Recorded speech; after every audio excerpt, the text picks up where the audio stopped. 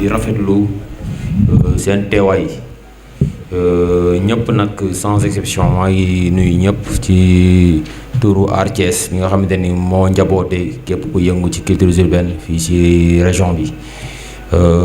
di boole ci nuyoo bi benn bu mention spéciale bu grand Papis Diallo Paco aussi du Soleil Levant donc sama xool sedd na trop ci ma gisee keneen koo xam ne mu ngi ci bokk ci beneen corps ci culture bi quoi ñëw teew surtout aussi mu ngeen bokk même sayet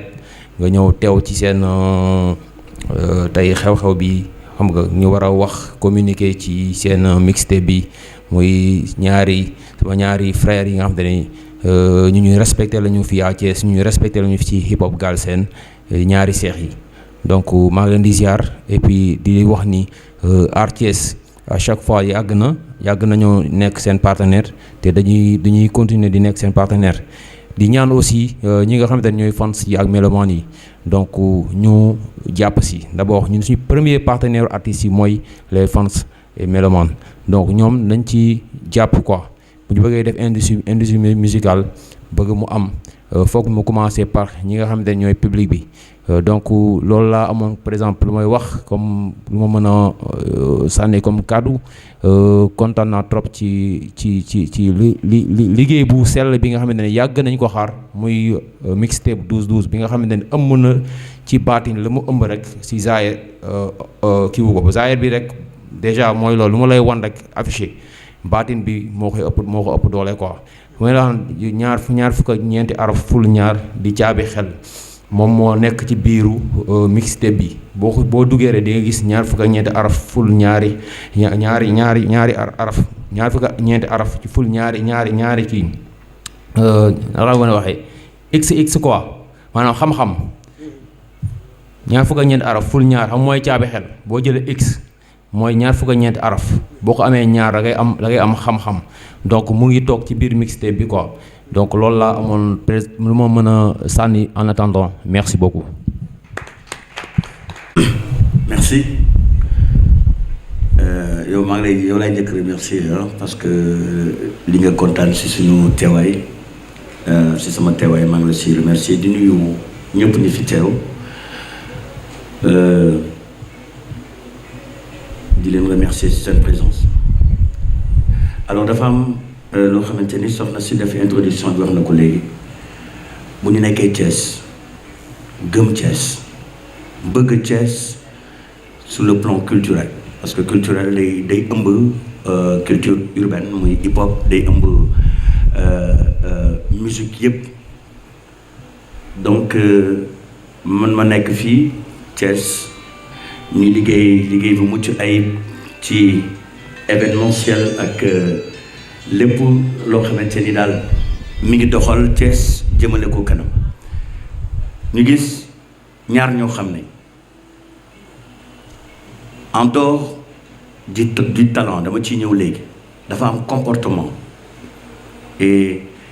kii wax ak yéen léegi nee na mi ngi bokk ci équipe boo xamante ni mi ngi tourneel ay rappeurs yu bari tourneel un rappeur boo xamante ni actuellement bu ñuy wax ci top Sénégal doo ko ci génne muy Dip donc ñooñu bu ñu defee déplacement ça veut dire que ñii le talent est là donc bu nga ngeen tàccu talent d'abord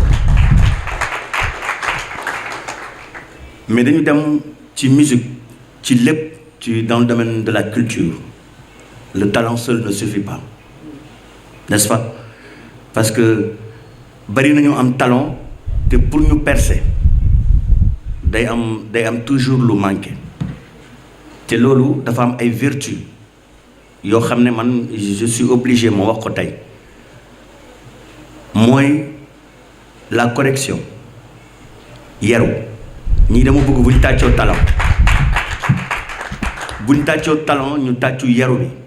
parce que c'est important c'est important. Il y a un grand producteur boo xamante ni il a produit beaucoup d'artistes nigérians qui disait temps est passé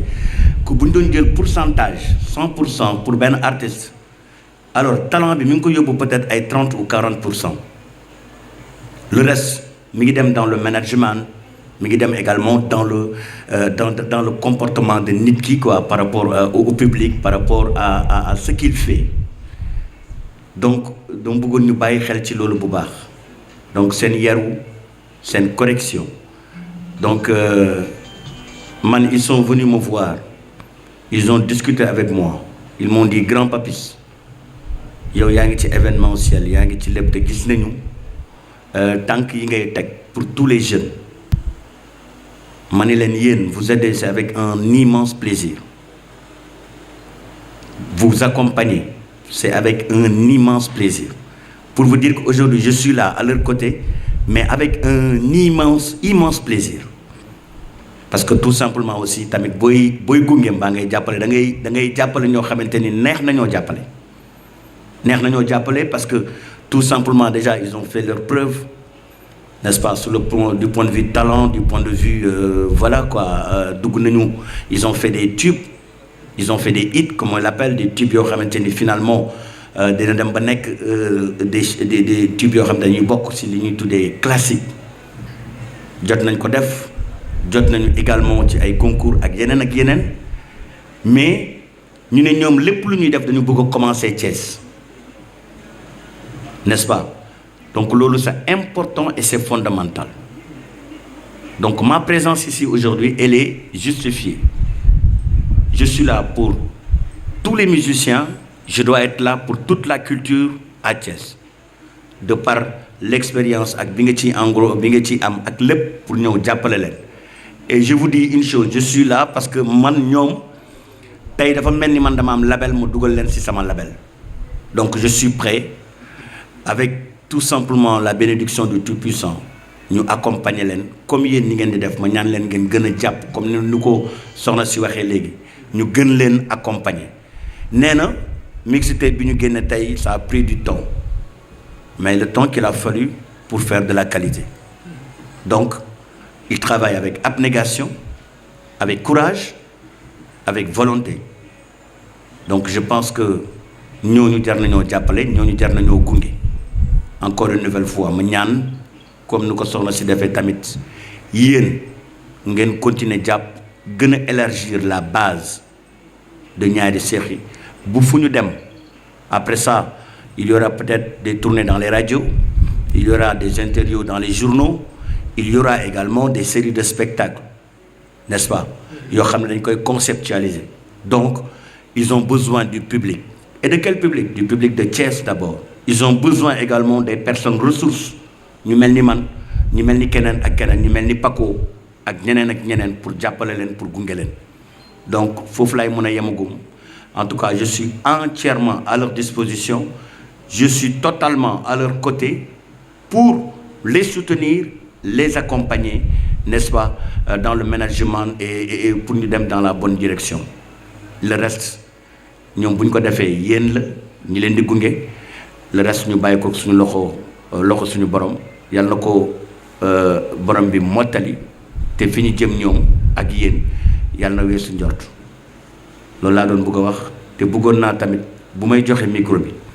je voudrais pendant 1 minute non-stop ngeen tàccul ma leen sans arrêt s'il vous plaît pour les encourager. sa teewaay di nuyu grand Papis Diallo ak le président MC Malick bu Thiès di nuyu Paco di nuyu Boursi di nuyu suñu équipe bi muy ñaari seex yi staffu ñaari seex yi ak ñun ku ñu xam ne ñaari seex yi waaye amaat na yeneen ñaari seex yoo xamante ni ñu ngi ci salle bi tax ku ne xam ne suñu diggante ak ñoom muy Amadou ak Babacar di sëtu Serigne Babacar Sy radiyallahu taala anhu fu ñu nekk ñoo ngi suñu ginnaaw di ñu teewal di ñu toppatoo ak Elzo yeneen ñaari seex yi Elzo ak Menzo. Bon Elodie ma tontu nit ñi ci projet 12 dafa nekk projet boo xamante ni depuis moom mu ngi koy wax depuis Tabaski daaw il y a 1 an après bi ñu génnee jànkalaa nañu toog waxtaan ci mag sama seex. Je pense que 12 projet bi ni mu njëkkoon tudd dañ ko changé ndax xalaatu suma waajur bu jigéen ñu waxtaan ceeg moom mu am ci xam-xam ñun tamit ñu am ci xam-xam. 12 ñetti terme philosophique la am ñetti terme philosophique boo xamante ni benn bi dafa zaahir waaye li ko làq yépp baatin na premier philosophique bi mooy 12 titres 12 musiques 12 couleurs mooy premier terme philosophique boo xamante ne dafa zaahire moo gën a leer ci kanam waaye li ko ëmb ci côté baatin mooy yàlla ci xam-xam dafa ne kullu man alayha faanin lépp lu jóge ci man dana delluwaat ci man mooy lépp loo xamante ne dana dellu ci man dina ñëwaat ci man te man lépp lu dem ci man ñëwaat ci man du am défaite maanaam victoire la 12 ci xam-xamu lasraar di signifie victoire ñaareel la fa ñetteelu définition bi di maag sama seex ku ne xam na ni bu benn amee ñaar dana am muy suñu ñetteelu division mu tënk maag sama seex muy ñaari seex yi loolu mooy première signification 12 loolu mooy ñetteelu signification 12 signifie benn ngëb muy victoire mooy ndam li ñu jëlee ci jànkalaar ndam li ñu jëlee ci nit ñi ndam li ñu jëlee ci ñi ñu bëgg ak ñi ñu bañ loolu mooy 12 xam-xam baa moom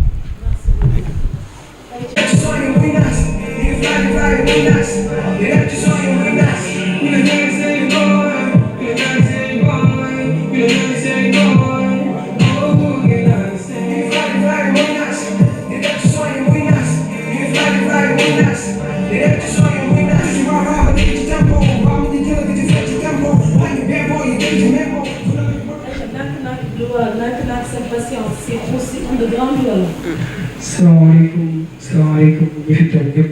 di leen masawu coono di leen ziare di leen wax ñu ngi jégaluwaat bu baax a baax ndax lépp lu ñuy def saa su ne yéen da ngeen di teew su dee ñuy ñëw waaw Elodie ndànk-ndànk boo ko gisee mooy lépp loo xamante ni yaa ngi dugg ci yoonu àdduna ndànk moo koy faj te ndànk-ndànk day baax mooy bon ci wàllum musique ci wàllum liggéey ci wàllum lépp lu doomu aadama di def boo defee ndànk di nga ci réussir sama bi loolu tax ñu teg te lépp loo xamante ni mooy liggéey mooy domaine musique domaine rap ndax yaakaar naa ni musique moo ëmb rap te leneen ak leneen lu ne looy def rek te jëlee woo ko ndànk rek da ngay mujj daanu loolu moo waral ndànk ndànk.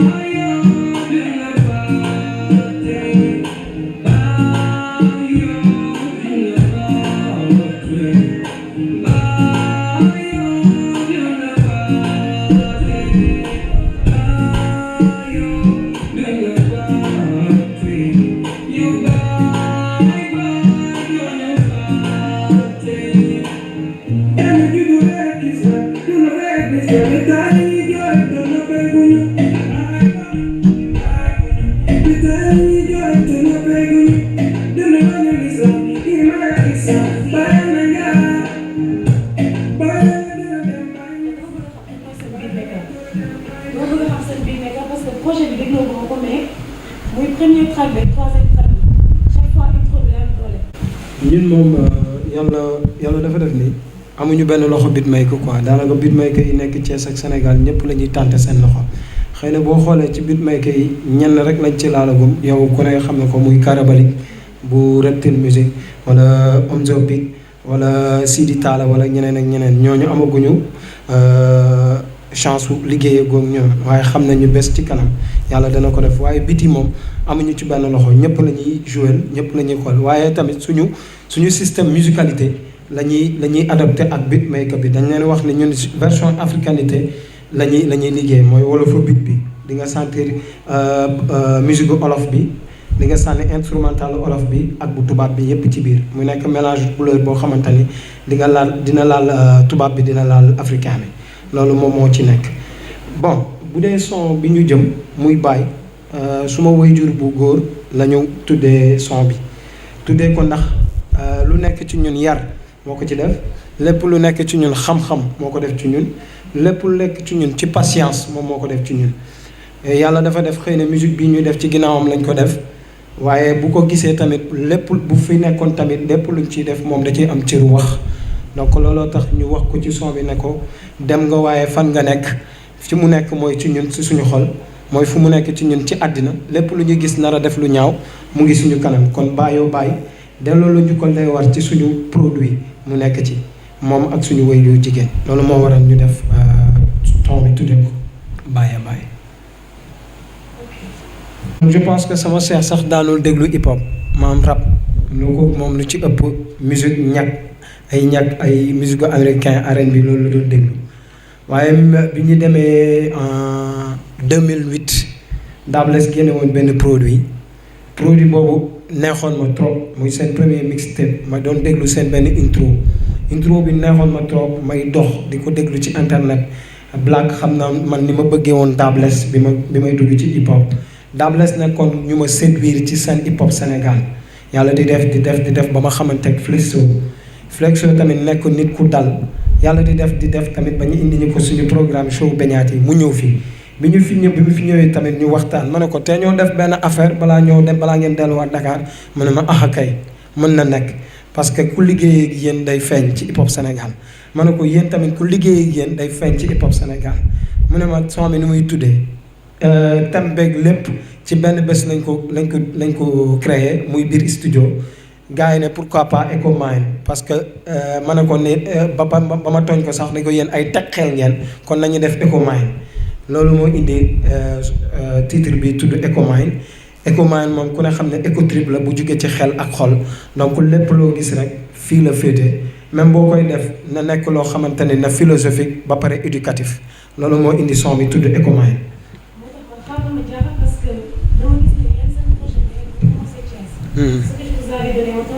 conseil. dina leen di commencé leen Thiès mu doon seen base. su ko defee boo leen di woote Dakar. du ñu jom ñu gis des cadres de l'air. boo gisee ku ci mel ni Flexo bu Dabless. maa ngi koy rappelé tout à l'heure old school la. kaa ngi nekk ci écriture maanaam lyricisme. donc yéen seen rap ba léegi dégg nga Ego Trip. maanaam seen rap dafa dal ba nga xam ne. laalul xaaj ko mais Ego Trip bi day xaw a kii ba su fekkee ba mu gisee seen collaboration ak Flexo mu xawal ma ticket tuuti mais mu doon li ma neex. parce que su ma lay xool dama lay xool comme Flexo. nan daal di mën tey donc DJ ñu mën nañ dem ci pratique sa kan bi.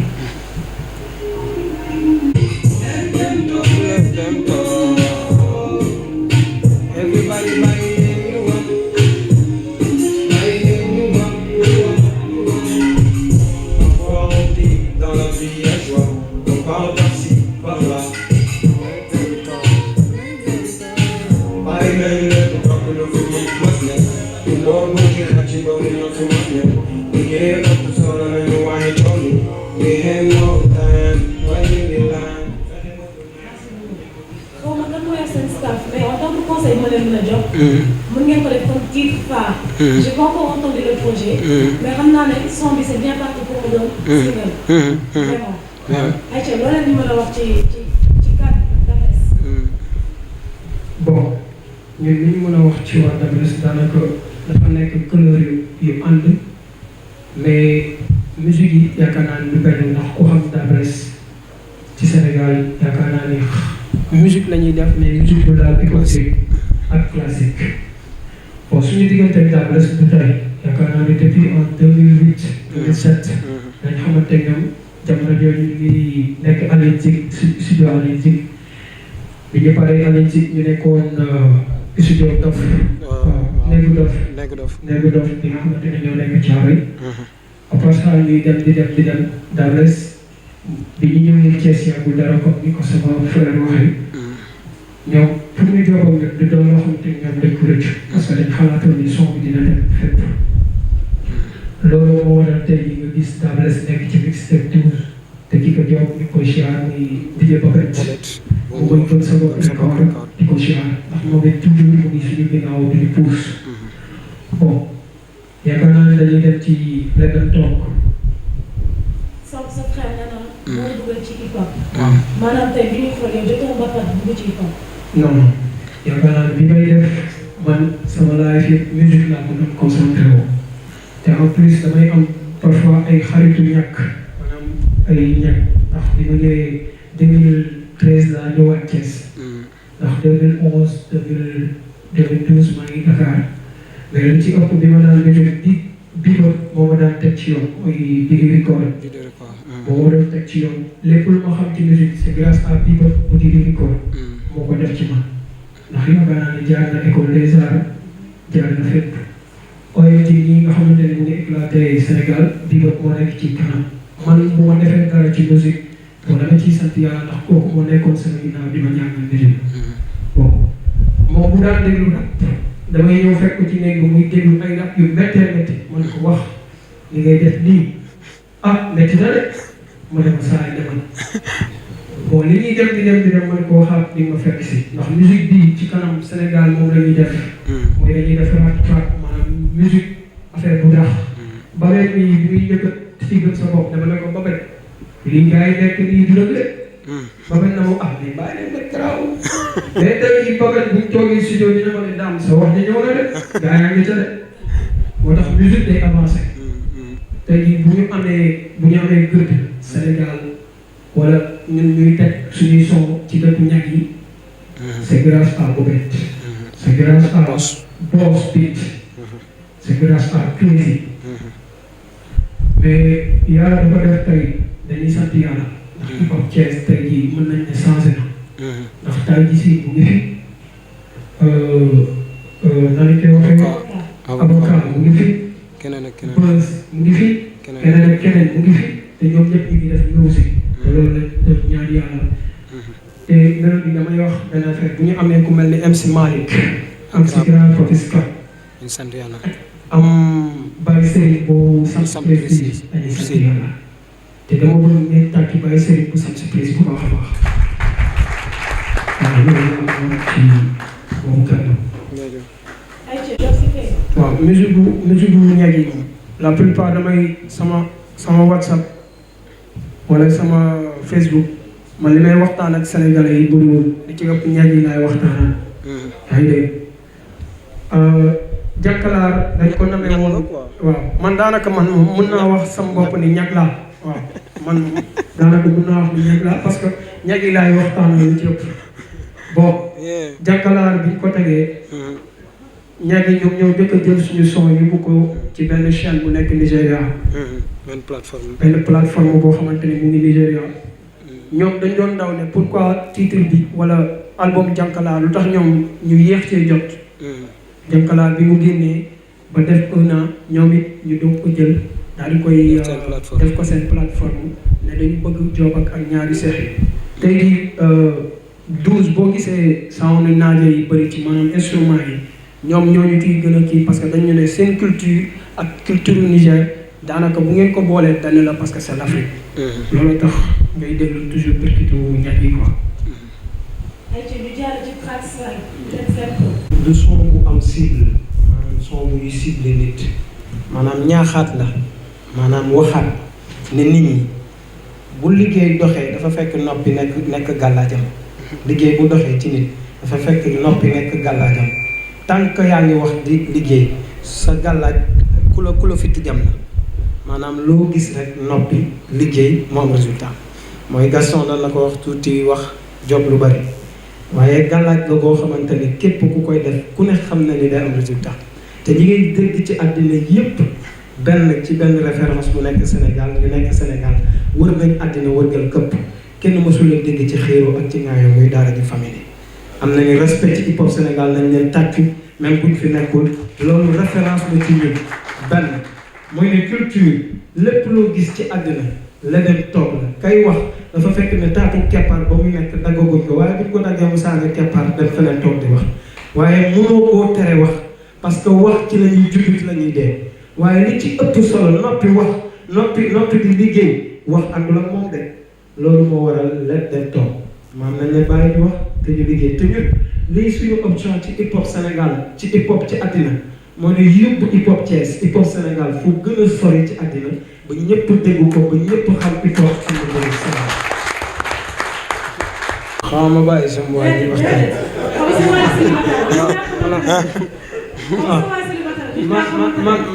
man côté boobu ku ne xam ne sama jaar-jaar ci bëgg réaliser naa waaw parce que dem naa dem uti soxna man moom ut nañ loo ko ba noppi muy suma am sër ku ne xam na ni mooy suma xarit mooy suma takkadeer mooy suma soxna ma bëgg ko trop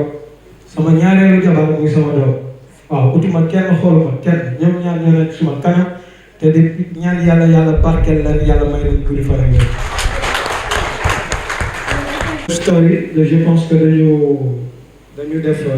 scénario bi parce que dama mos a bàyyi xel sama benn waay mu ngi ci saal ku tudd Papa Ñebe Sène dèjà moom day toog di WhatsApp rek di message rek ma ne ci yàlla mu jékki-jékki ne ma wax man dama ko bëgg de xale bi dama ko bëgg de ma ne wax daaw am na ñu ngi nettali de kon Papa Ndiéndé Sène moo tax sax ñu jaar ci musique boobu tuddee ko Love Story mooy mbëggeel bu nit di dund ci portable di ko dund ci doxalin xale bi bu wàccee mu koy kar ci boppu koñ di ko xaar loolu mooy Love Story kon bu nit dund ak sama benn waay bu toog ci di sable tudd Baye Max ñu tuddee ko Ardo ku ne xam na ni moom fu mu jugee rek daal moo ngoog.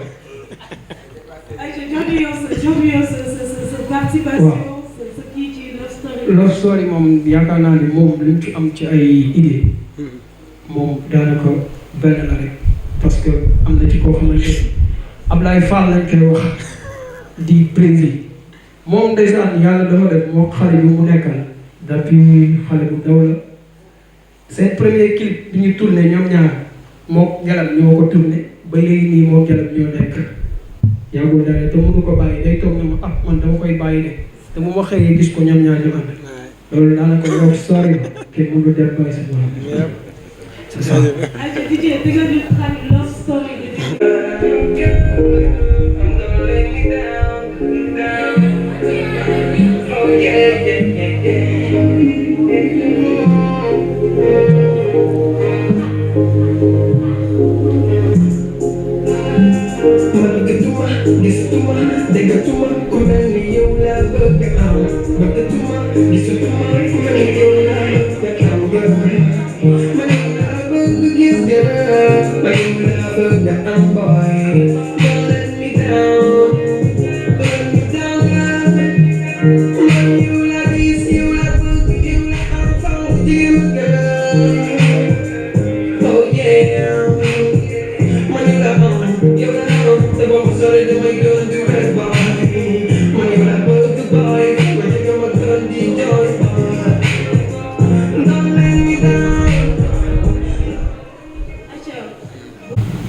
pour kii moom je pense que nekkul jafe-jafe parce que su ma ko bëggee duma dama koy duma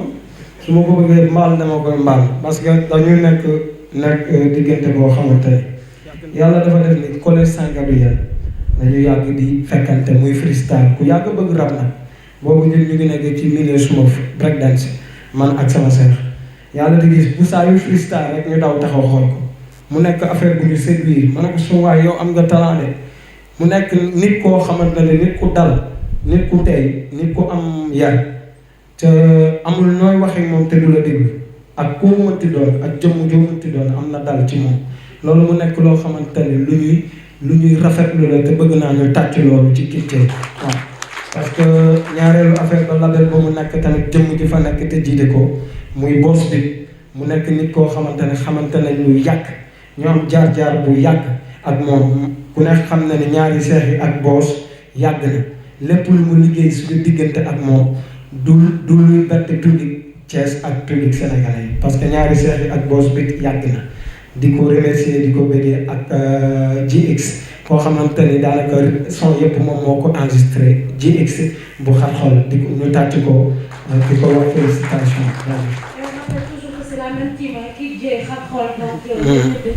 dinaa bàyyi sama seex tontu ci benn bés sànni na ma waat micro bi moom noonu lay def ay égat ay dama ko dóor waaw léegi bu dee benn bés dama yaakaar ne àddina ku ne xam ne ni juddu ci benn bés lay am dee ci benn bés lay am tekki ci benn bés lay am loo bëgg ci àdduna ci benn bés lay am yaakaar naa ñu koy wax ci li son bi ci benn bés la Nuux samp gaal gi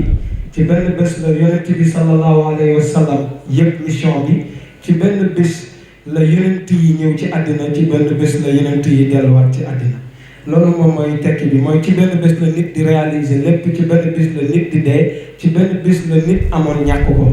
loolu moom mooy signification bu gàtt rek ci benn bés ñu bu ñu dégloo son bi sama seex dina ci premier passage bi dina ko leeral ci couplet loolu moom mooy benn bés. parce que man ba léegi mosuma gis ñaari seeti di clashante ñeneen bi su ma leen gis même bu dee tam da ngeen di clashante yëpp yi day rafet ba duñ ko xam il faut nga am oreille musicale dëgg nga mën a xam kii wax lay wax ci biir wax xanaa seen spiritualité moo ëpp doole wala staff bi la tamit le pourquoi tamit seen lépp loo leen def dañ ciy gis tey ak spiritualité waaw côté affaire de clash yaakaar naa ni maag moom lañ ci discuter sax bëriwul su ñëwee na ma dañuy def benn écotrip ma ne ko wax ak man daal ay affaire écotrip man neexuma quoi nañ def musique man musique laa gëm te musique la ñuy def ak thème bon côté écotrip wala côté ay affaire de classe sama yaay moo tax duñ ko def te la plupart day déglu suñu musique portable am bii nga xamante ne moom la yore ba moytul mixtape bi xaaj bi yëpp mu ngi ci biir kon mu ñu def loo xamante ni day weesu lu dul maanaam dal ak tey écotrip ñaari seex yi waxuñu duñ ko def ñun waxuñu ko mais dinañ ko def ci manière goo xamante ni olof lay doon ba nga xamante ni yow bu fekkee dégg nga olof yow yaa moom wax ci waaw parce que loolu écothème la quoi ñun duñu classe lu bari waaye waxuñu tamit duñ ko def c'est ça. waaw mooy comme li Dame wax rek mooy sincère mais yaakaar naa baatu classe olof bu ñu ko tuddee xaxaar mooy waxal nit loo xamante ni ay sos la te yaakaar naa sos moom bu yàggee bàkkaar lay doon te amuñu jot bi ba ñaareel affaire bi tamit mooy classe dafa nekk lu xeebu loo xamante ni daal sa bopp ngay xeeb waaw di jàpp nit ki di ko xas sa bopp ngay xeeb di waxal nit ki sa bopp nga xeeb ndaxte yaakaar naa lu yàlla sàkk nga susal ko moom yàlla nga sosaloo nit ki donc dañ koy moytu bu baax a baax te duñ ko gis ci ñun moom ilaa ëllëg incha allah. ci percussion mën nañ ne mbalax la wala musique la. bon mën naa ne mbalax a ngi ci biir beat hip hop mu ngi ci biir mais ñun pour du bett ñëpp ndax defe naa ne Thiès xam nañ ne musique lañ ñu xamee waaw. am na ñu bari ñoo xamante ne bu ñu defee lii du leen bette parce que musique bi la ñuy def mais bac galañ boo ko déggee mooy que ni suñu culture la ñuy wane yow xam nga ne Nigériens yi dañu gëm seen culture boo xoolee seen clip yëpp dañuy sol seen genre faaru mbaam yooyu ak seen i tuba yi nga xamante ni genre caaya la mooy que dañuy delluwaat seen culture bac galañ du dara loo xamante ni da ngay dellu ci li nga moom boo déggee xool sound bi mi ngi lay wax dellu ci li nga xamante ni moom la sa maam tàmbalee nga dellu ci wax parce que yaakaar naa ni doo def musique boo xamante ni da nga koy yóbbu ci tubaab bi te ñoom ñoo ko defar nga bëgg ko yóbbu jaaxal leen mënu ne yaakaar naa mënoo yóbbu instrumental tubaab yi dem ba kaaw di ko fa tëgg dañ naan mais lii lan li ñuy def moom la ñuy di def kon affaire bi amul changement mais yóbbul li nga xamante ni ñoom xamuñu ko muy leket jëmbe kora flûte xalam yaa ngi dégg loolu yëpp ci ñun la bokk muy Afrique moo tax ñu def Bac Galañ.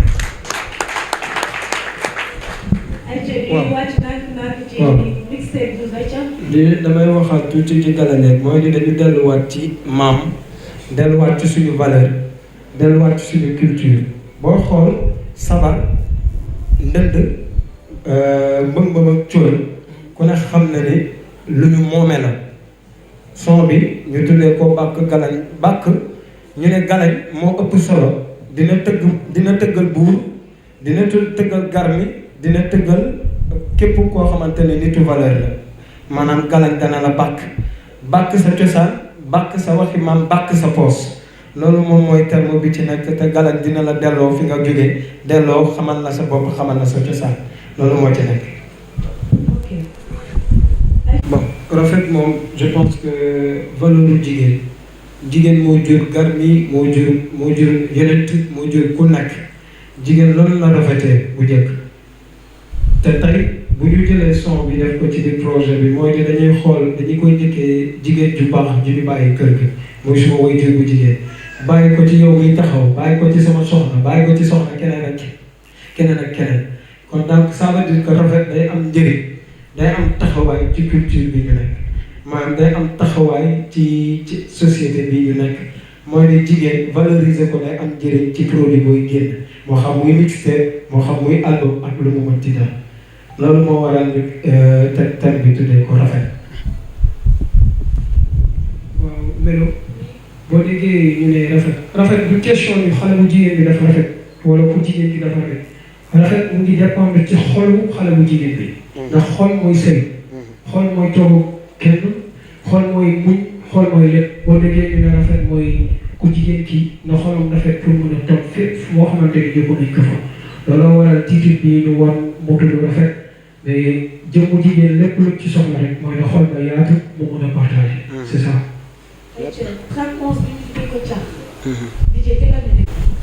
bon bu dee cax moom ku ne xam na ne suñu wax cax ñaari définition la am muy nit ak moroom nguur ak réew mi bon. dañu ko utal ñaari définition muy buur réew ak borom réew ak réew mi ñu xool ci diggante nit ak moroom ma te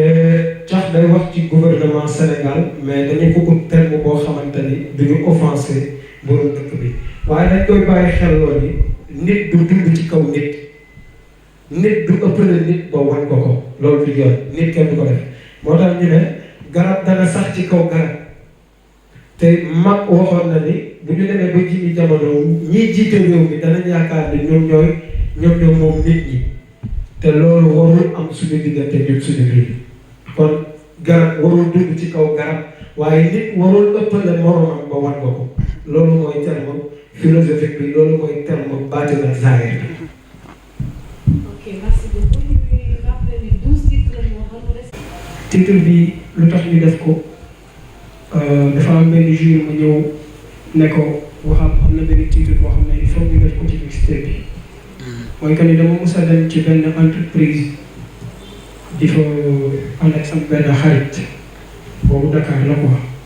ma gis gardien bi nga xamante ne moo nekk ci bunt bi benn employé bu nekk ci biir entreprise bi jékki-jékki rek ñëw yuuxu ko ne ko li nga sant defoo ko. harcelé ko ba nga xamante ni waaj bi fa mujj a tuuti maanaam xajul sax fa mu mujj a nekk. affaire bi metti ma quoi ma ne kii lan la war a def kii ba kii di ko yuuxu mu ne ma ah su fayoo dañ koy dàq fa mu ne ma ne fii kenn war fi àtte kenn moom mii fii mu toog nii yàlla moo ko fa teg kii tamit fii mu toog nii yàlla moo ko fa teg ci ko fiy jëlee suñu borom la kon kenn warul àtte kenn ba yuuxu kenn loolu waral du àtte. waaw yaakaar naa ci biiru àtte bi moom da cay dund bi mu ñëwee wax ma ko ma ne ko man danaa ci xaatim waaye xalaat ci yow la nga ciy def ma xaatim ci di terme ci biir son bi maa ngi naan nit warul àtte kenn ndax gis nañ nit yore jàkk yóbbu ci sëg suul waaye jàppal ne ki nga suul sa bopp nga suul waaye du ki nga yóbbu ci sëg ndax ki nga suul bés dana ñëw sa morom mi nga àndal suul nit ki dina ànd ak yow suul donc kenn warul àtte kenn ndaxte àtte nit fan ngay xamee ni wóorul bis bu bésu dee taxawee ci nga xam ne àtte wóorul loolu moo waral ci nit ñëpp waruñu àtte kenn nañu bàyyi yàlla bi nga xam ne dara tëwu ko dana wane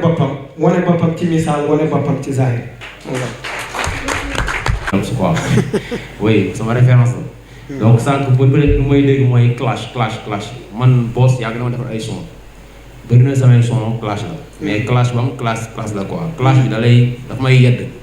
samay défaut dama koy wax naa ci waxaale aussi lan nga war a def pour avancer te du ma ci sosal kenn sànq son bi nga def ci buur bi nga xam ne dafay noot askan bi loolu xeetu clash bi ni ko génnee ci clash quoi clash dafa bëri ay façon donc mais dafa am aspect boo xam ne dafa man da ngeen may yar quoi bokk ngeen ci ñi nga xam te ne ci hip hop bi yenn saa yi xam nga man na ci un peu kii quoi j'ai la colère facile quoi mais yenn saa yi ñu mel ni yéen maa leen mag fopp mais man gëmuma loolu lu ma gëm mooy l'âge est une vie de l'esprit man yenn saa yi ñu mel ni yow ñu mel ni Baye Max man dañ may yar quoi dañ may désarmer quoi yenn saa yi naa nekk ci benn xaal boo xam ne ni su ma gisee ñu mel ni moom mel ni tibjee aussi xam nga dañ may wàccee quoi donc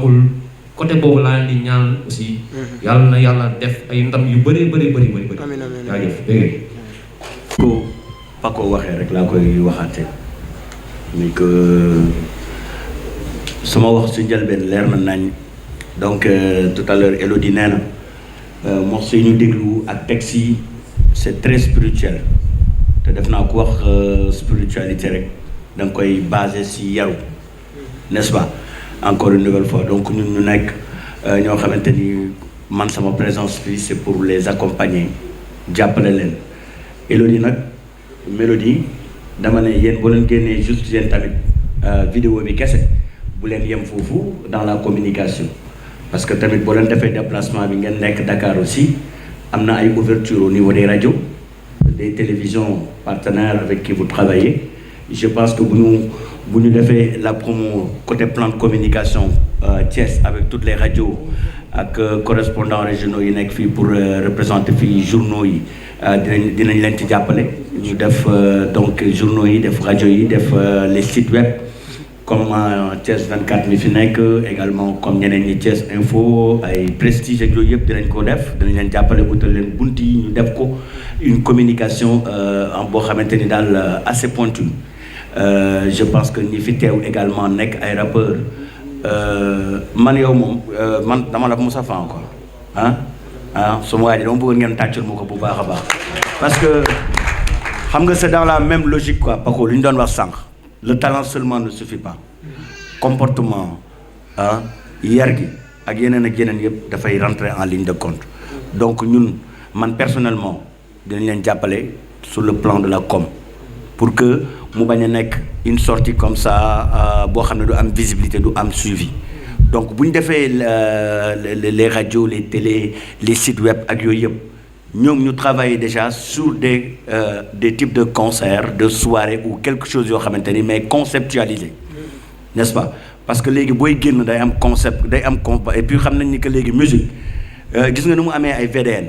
voie de dégagement non rek ay voie de contournement musique à part l'album il faut nga nekk ci nga tracer sa bopp VDN wala VCN c'est-à-dire que tu peux attendre des gens qui sont spécialisés un peu dans l'événementiel qui viennent te prendre pour contrat mais yow dama leen wax carrément ne ko pendant l'année vous prenez des dates phares et vous en faites vos propres spectacles n'est-ce pas avec un contenu avec voilà ngeen ànd ak seen mbokk rappeurs yi ànd ak également le public n'est-ce pas donc je pense que du point de vue de la communication on va continuer à les accompagner et inchallah rabbi li si des nag wane nañ ko encore les textes sont réfléchis posés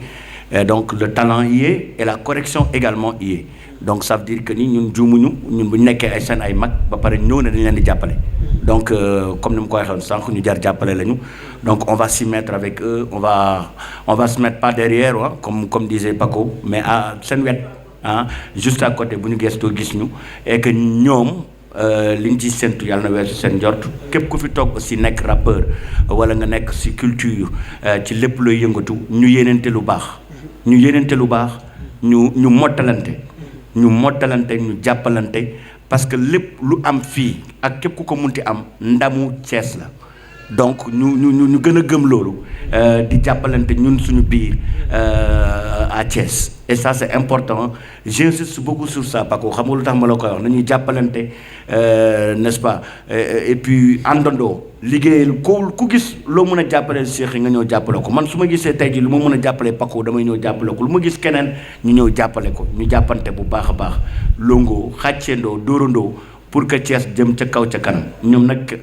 mixtape bi yàlla na leen yàlla gunge yàlla na leen yàlla may ndam may succès également mu weesu seen njort bu baax a baax en tout cas vive Thiès vive la musique vive la culture thiessoise. di wax grand Papis di ko jaajëfal bu baax a baax ci lépp loo xamante ni taxaw na ci te yaakaar naa ni du ci mës a jóge di wax tamit di jaajëfal grand Mass Dial moom it daf ñuy encouragé moo ngi ci ginnaaw dama bëgg ngeen tàcc ko bu baax a baax moom mooy grand Mass mook Papis lañ fekkandoo fii wax ko ak moom it mu nekk koo xamante ni ku baax la ci ñun di gërëm boss bi di gërëm tamit Crazy Babetaay yaakaar naa ni ñooñu ñëpp dañu jàpp ci hip hop Thiès Massar MC Malick di leen siyaar bu baax a baax di leen wax yal na leen yàlla gën a taxawu te yal na leen yàlla gën a def loxo yi tamit nekk ci bonne forme daal bonne forme ndax ñoom bu ñu amul loxo ñun dañuy sonn ñun ñi nga xamante ni ñoo nekk ci wàllum sound yi quoi jaajëf.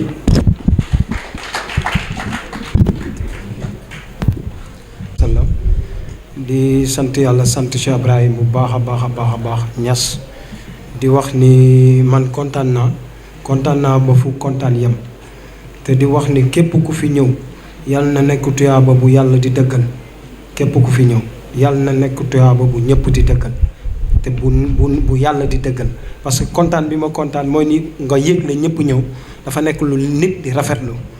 kontaan naa ci Bobet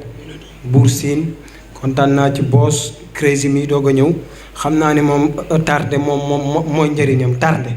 kuy wax tardé ba tudd Crazy dafa tardé léegi Mélodie ak ñi jóge Dakar di leen gërëm Babacar ak Amadou Buur Siin ak ñëpp ak sama copain Kit Dieye di leen bëggee ne leen mixtape bi disponible na Ismaïla Baye Max ak ñëpp parce que sama seex moom dafa day jàpp turu nit ndax Samba Mbayaan nu mu tuddati Elzo ak Mezzo bàyyi leen tardé ñaari seex yi di leen wax ni mixtape bi disponible na fépp day am comme sur commande par 3000 ak 5000 lépp lu ci waay bëgg na ko xool suñu chaîne suñu page Facebook mu nga fa suñu chaîne YouTube boo fa demee tamit même info yi petit dafa ko fay bind fépp foo xamante ni côté communication la bu ñaari seex yi boo fa demee lépp loo bëgg ci commande clé yi dina am programme itinéraire événement yi ñu ngi ci benn ñu ngi jëm ci 31 mars bu ñu jëm fële ci piscine Enawa muy suñu premier programme bu ñuy teg piscine Enawa Thio Beñat ci projet 12 bu ñu paree danañ préparer loo xamante ni Thiès yëpp danañ xam ni Thiès la ñu yóbbu ci àddina Thiès la ñuy yóbbu fépp fu ñu ko mën a àggal ci àddina muy projet 12 te projet 12 incha allahu rabbi dinañ ko yóbbu foo xamante ni nit du ko fa yaakaare ndax lan ni ñu nekk deretu Thiès waa nekk bañkat ni ñu nekk deretu sénégalais nekk bañkat nekk ci réew mi bëgg hip hop ak musique dem fépp ci àdduna donc gërëm naa leen sant naa leen yal na yàlla